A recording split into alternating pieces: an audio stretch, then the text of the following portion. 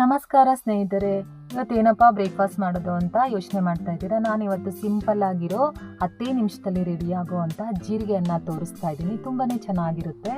ಹೇಗೆ ಮಾಡೋದು ಅಂತ ನೋಡೋಣ ಬನ್ನಿ. ಇಲ್ಲಿ ಮೊದಲಿಗೆ 4 ಬ್ಯಾಡಗೆ ಮೆಣಸಿನ್ಕಾಯಿನ ತೊಗೊಂಡಿದ್ದೀನಿ. 2 ಖಾರದ ಮೆಣಸಿನ್ಕಾಯಿ ತೊಗೊಂಡಿದ್ದೀನಿ. 1 ನಿಂಬೆ ಹಣ್ಣಿನ ಗಾತ್ರದಷ್ಟು ಹುಣಸೆ ಹಣ್ಣನ್ನು ತೊಗೊಂಡಿದ್ದೀನಿ. 2 ಸ್ಪೂನಷ್ಟು ಹಸಿ ತೆಂಗಿನಕಾಯಿನ ತೊಗೊಂಡಿದ್ದೀನಿ. 2 ಸ್ಪೂನಷ್ಟು ಜೀರಿಗೆ ಪುಡಿನ ತೊಗೊಂಡಿದ್ದೀನಿ. ಇದಕ್ಕೆ ಜೀರಿಗೆ ಪುಡಿನೇ ಮೇನು. ನಾವು ಇದನ್ನು ಫಸ್ಟು ಮಿಕ್ಸಿ ಜಾರ್ಗೆ ಹಾಕ್ಕೊಂಡು ಸ್ವಲ್ಪ ತರ್ತರಿಯಾಗಿ ರುಬ್ಕೊಂಡು ಬಂದು ಆಮೇಲೆ ಸ್ವಲ್ಪ ನೀರನ್ನು ಸೇರಿಸಿ ಈ ರೀತಿ ಪೇಸ್ಟ್ ಮಾಡ್ಕೊಂಡು ಬರೋಣ.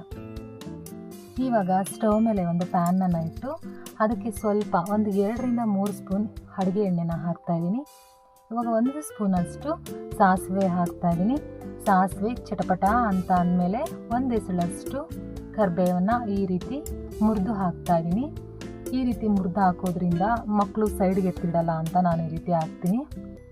ಆಮೇಲೆ 1 ಸ್ಪೂನಷ್ಟು ಕಡಲೆಬೇಳೆ, 1 ಸ್ಪೂನಷ್ಟು ಉದ್ದಿನಬೇಳೆ, 2 ಸ್ಪೂನಷ್ಟು ಕಡಲೆಬೀಜ. ಈ ಕಡಲೆಬೀಜ ನಿಮಗೆ ಇಷ್ಟ ಆದರೆ ಸೇರಿಸ್ಕೋಬೋದು. ನಾನು ಏನಕ್ಕೆ ಹಾಕ್ತಾಯಿದ್ದೀನಿ ಅಂದರೆ ಮಧ್ಯ ಅನ್ನದಲ್ಲಿ ಸಿಗ್ತಾಯಿದ್ರೆ ತುಂಬಾ ರುಚಿಯಾಗಿರುತ್ತೆ. ಇದನ್ನು ಸ್ವಲ್ಪ ಫ್ರೈ ಮಾಡ್ಕೊಳ್ಳೋಣ ಎಣ್ಣೆಯಲ್ಲೇ ಕೆಂಪಗಾಗೋವರೆಗೂ. ಇವಾಗ ನಾನು ಸ್ವಲ್ಪ 1/4 ಸ್ಪೂನಷ್ಟು ಹಿಂಗನ್ನು ಸೇರಿಸಿದೆ. ಹಿಂಗನ್ನು ಹಾಕೋದ್ರಿಂದ ತುಂಬ ರುಚಿಯಾಗಿರುತ್ತೆ ಮತ್ತು ಡೈಜೆಷನ್ಗೂ ಕೂಡ ಹೆಲ್ಪ್ ಆಗುತ್ತೆ. ಇವಾಗ ನಾವು ರುಬ್ಬಿರೋ ಪೇಸ್ಟನ್ನು ಹಾಕ್ತಾಯಿದ್ದೀನಿ. ರುಬ್ಬಿರೋ ಪೇಸ್ಟನ್ನು ಹಾಕಿ ಚೆನ್ನಾಗಿ ಮಿಕ್ಸ್ ಮಾಡ್ಕೊಳ್ಳೋಣ. ಇದು ಸ್ವಲ್ಪ ಹಸಿ ವಾಸನೆ ಹೋಗೋವರೆಗೂ. ಈಗ ಸ್ವಲ್ಪ ಅರಿಶಿನ ಸೇರಿಸ್ತಾ ಇದ್ದೀನಿ. ರುಚಿಗೆ ತಕ್ಕಷ್ಟು ಉಪ್ಪನ್ನು ಸೇರಿಸ್ತೀನಿ. ಇದನ್ನು ಕೂಡ ಸ್ವಲ್ಪ ಚೆನ್ನಾಗಿ ಮಿಕ್ಸ್ ಮಾಡಿಕೊಂಡು ಮಿಕ್ಸಿ ಜಾರ್ಗೆ ಸ್ವಲ್ಪನೇ ನೀರು ಹಾಕ್ಕೊಂಡು ಸೇರಿಸ್ತಾ ಇದ್ದೀನಿ.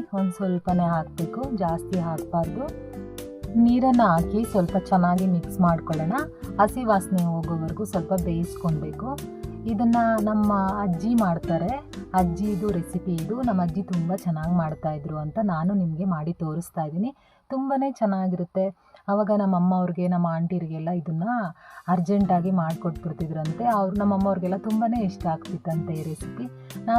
ನನಗೂ ತುಂಬ ಇಷ್ಟ ಆಯಿತು ಈ ರೆಸಿಪಿ. ತುಂಬಾ ಚೆನ್ನಾಗಿದೆ. ಸಿಂಪಲ್ ಆಗಿದ್ದರೂ ತುಂಬಾ ರುಚಿಯಾಗಿರುತ್ತೆ. ನೀವು ಸ್ವಲ್ಪ ಜಾಸ್ತಿನೇ ಅನ್ನನೇ ತಿನ್ಬೋದು ಇದರಲ್ಲಿ.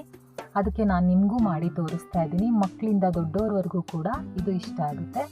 ಇದನ್ನು ಒಂದು ಪ್ಲೇಟನ್ನು ಮುಚ್ಚಿ 2ರಿಂದ 3 ನಿಮಿಷನಾದರೂ ಸ್ವಲ್ಪ ಬೇಯಿಸ್ಕೊಳ್ಳೋಣ ಎಣ್ಣೆ ಬಿಡೋ ತನಕ. ಆಮೇಲೆ ಸ್ವಲ್ಪ ಸಣ್ಣಗೆ ಹೆಚ್ಚಿರೋ ಅಂಥ ಕೊತ್ತಂಬರಿ ಸೊಪ್ಪನ್ನು ಸೇರಿಸ್ತಾ ಇದ್ದೀನಿ. ಸ್ಟವ್ ಆಫ್ ಮಾಡಿದ್ಮೇಲೆ ಸೇರಿಸ್ಕೋಬೋದು.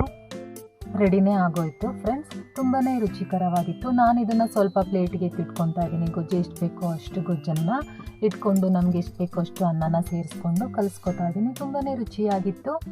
ತುಂಬಾ ಆರೋಗ್ಯಕ್ಕೂ ಒಳ್ಳೆಯದು. ಈ ಬೇಸಿಗೆಗೆ ಈ ಥರ ಲೈಟಾಗಿರೋ ಫುಡ್ನ ತಿನ್ನಬೇಕು. ಜೀರಿಗೆ ಸೇರಿಸಿರೋದ್ರಿಂದ ಡೈಜೆಷನ್ ಕೂಡ ತುಂಬ ಚೆನ್ನಾಗಾಗುತ್ತೆ. ತುಂಬ ಲೈಟಾಗಿರುತ್ತೆ, ರುಚಿಯಾಗಿರುತ್ತೆ. ನೀವು ಒಮ್ಮೆ ಟ್ರೈ ಮಾಡಿ. ಇದೇ ರೀತಿ ನನಗೆ ಸಪೋರ್ಟ್ ಮಾಡಿ. ನಮಸ್ಕಾರ.